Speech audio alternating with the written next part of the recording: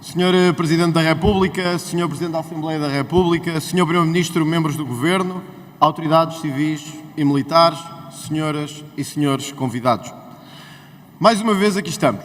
E mais uma vez fazemos laude para o povo português fingir que viu e para nós fingirmos que ficámos contentes. Cravos, celebração e festa, num dos momentos mais negros dos portugueses.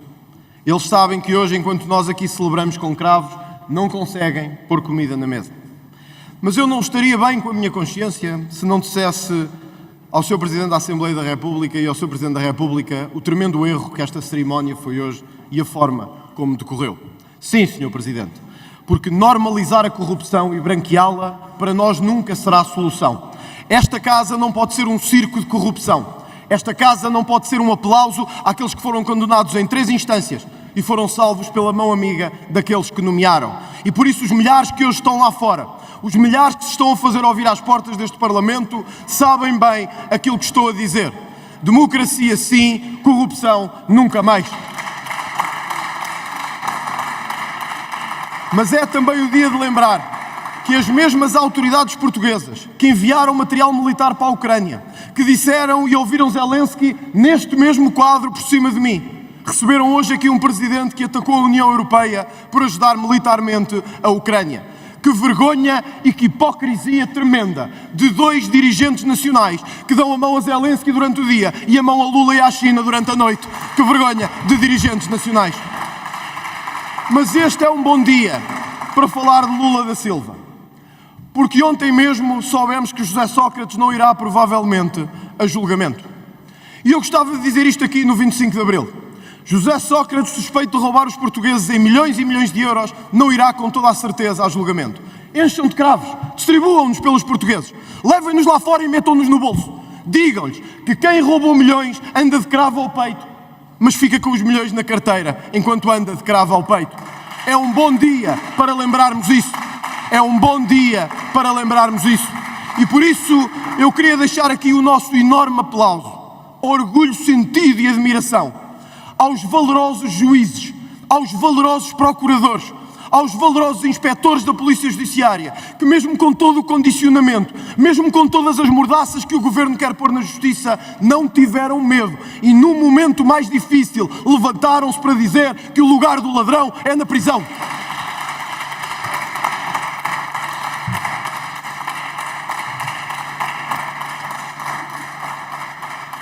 Mas o 25 de Abril era para acabar com o elitismo. A grande noite que terminou e a manhã clara e nobre que chegou aos nossos dias. Alexandra Reis deve pensar exatamente o mesmo. Aquela manhã clara e nobre em que ela recebeu 500 mil euros de indemnização da TAP. Deve ter sido uma manhã clara e nobre que ela pôs o cravo ao peito e disse 25 de Abril sempre. Fascismo, nunca mais. E o mesmo de muitos outros que enquanto nós celebramos Abril estavam a pôr dinheiro ao bolso do cofre dos contribuintes. Estes que nos estão a ver agora e a quem eu pergunto se preferiam cravos distribuídos na lapela ou que todos aqueles que roubaram dinheiro ao Estado o tivessem que devolver porque esse dinheiro nos pertence, foi pago com os impostos e com o suor do nosso trabalho e da nossa vida. E ele é nosso, tão nosso como Portugal é nosso. Hoje é um bom dia para mostrar este contraste de país. E eu gostava que a Câmara olhasse para este contraste de país. Um bombeiro ferido em Pedrógão tem direito a uma pensão de invalidez de 267 euros. Gostava que os portugueses olhassem para isto. Todas as autoridades aqui presentes. 267 euros para um bombeiro de Pedrógão. Hoje mesmo, soubemos que a ex-presidente da Autoridade da Concorrência tem direito a um subsídio de 7.934 euros. Este, digam-me se é o país de Abril. Este, digam-me se é o país que queremos. Amanhã, claro e nobre, em que uns feridos em combate têm 237 euros e outros, escondidos nos gabinetes, têm 7.900 euros todos os meses. É esta a manhã clara e nobre de Abril. Senhor Presidente, de nada vale celebrar Abril se não concretizarmos aquilo que os portugueses mais esperam de nós. Que a justiça verdadeiramente chegue a este país. E ela tarda tanto, que muitos já perderam a fé e a esperança. E nós temos que a devolver a Portugal. Os milhões que hoje não estão nem na praia, nem no carro, nem em viagem, estão a ver-nos. E sabem que já não vale de nada estarmos a celebrar isso se a conta não chegar para o supermercado. Se quando vão a tribunal perdem o ordenado para pagar custas judiciais. Se quando chegam ao fim do mês têm a autoridade tributária a pedir impostos. mas veem que outros que nada pagam têm todas as benesses e benefícios do Estado. E querem que eles celebrem Abril, querem que eles cantem e digam: fantástica manhã esta, que me deu ganhar 297 euros, enquanto outros se enchem com o dinheiro que é de todos. Isto é que nos devia fazer pensar Abril.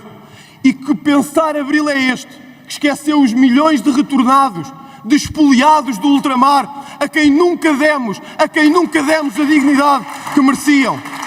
Para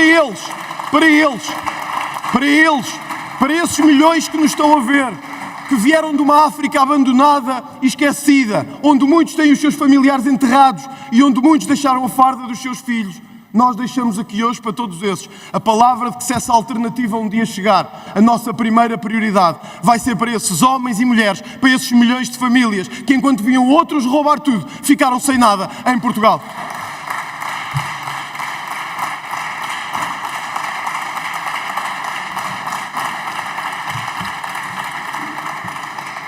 Também não se esperava que Abril trouxesse esta tradicional e parola subserviência portuguesa. Ontem disse o Primeiro-Ministro António Costa, aqui presente: o que eu gostava mesmo, e tenho pena, é que Portugal não fale com o sotaque brasileiro. Isto foi dito ontem por um Primeiro-Ministro desta nação que nos governa com 8 séculos de história. Temos um Primeiro-Ministro que diz que preferia não falar do sotaque do Porto, de Braga, do Alentejo, dos Açores, da Madeira ou de Coimbra. Preferia o sotaque brasileiro. Ó, Sr. Primeiro-Ministro, então faça-nos um favor. Arruma as suas malas, junte-se ao seu amigo José Sócrates e parta para o Brasil de vez, porque era o melhor que fazia a Portugal.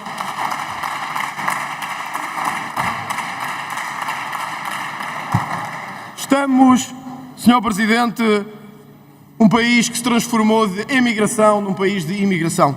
E Portugal tem esse dever histórico de acolher bem, porque também outros nos acolheram bem. Mas os nossos que foram para trabalhar e que foram para se integrar e ali constituíram família sabem bem o sacrifício de ser imigrante. O que pedimos a este país é que acolha bem, acolha com regra, mas não se deixe invadir por manifestações que não são suas, nem podem nunca ser suas. Para nós, Portugal é de matriz cristã e é sempre assim que deverá ser durante a sua história secular. Para nós, não faz sentido dar a outros o que não temos para nós próprios. E por isso, Sr. Primeiro-Ministro, nunca ficaremos de bem com a consciência enquanto damos subsídios e casas a quem chega e os lesados da banca ainda não tiveram uma palavra do Estado português. Vou terminar, Sr. Presidente, dizendo isto. Hoje falámos dos 50 anos de Abril. E o que fica dos 50 anos de Abril que celebraremos para o ano?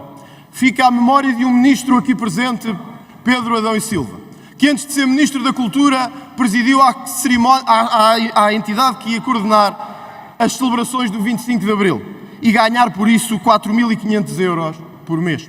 4.500 euros há 4 anos para uma festa que ia acontecer 4 anos depois. Este é o país esplendoroso de Abril, que paga salários chorudos para organizar festas e não tem dinheiro para os professores terem o seu tempo de serviço, para os médicos terem uma carreira digna, para os polícias terem dignidade, para os juízes e os procuradores terem condições de trabalho e para que os oficiais de justiça possam funcionar. Este é o país de Abril e é o país que nós não queremos que se repita em Portugal.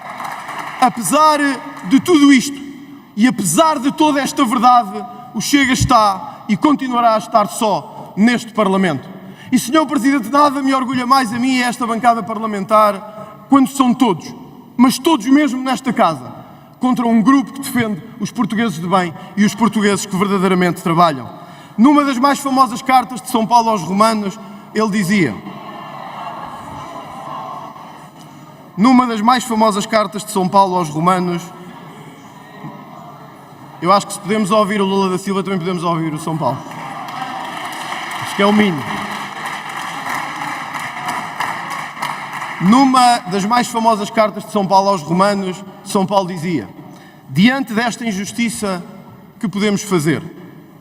Se Deus é por nós, quem será contra nós? Se o povo português, se os portugueses de bem são por nós, não serão vós a estar contra nós. Muito obrigado.